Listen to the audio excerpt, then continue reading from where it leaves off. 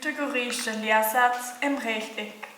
Wenn man im Rechteck die Diagonale einzeichnet, bekommt man ein rechtwinkliges Dreieck. Die Seite A und B sind die Katheten und D ist die Hypotenuse.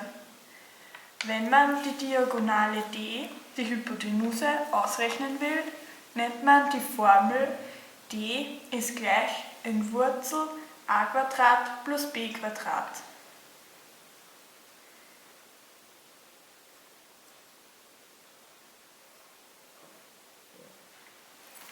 Dann setzt man die Zahlen ein und rechnet es ganz normal aus. Um die Kathete a ausrechnen zu können, muss man Wurzel aus d² minus b² rechnen.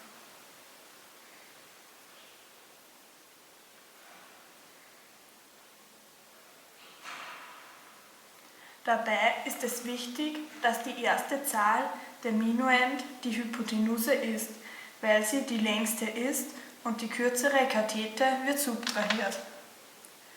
Die andere Kathete, also in diesem Fall b, rechnet man so aus.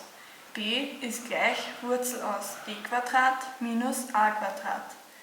Da b auch eine Kathete ist, muss man auf das Gleiche achten, wie wenn man a ausrechnet.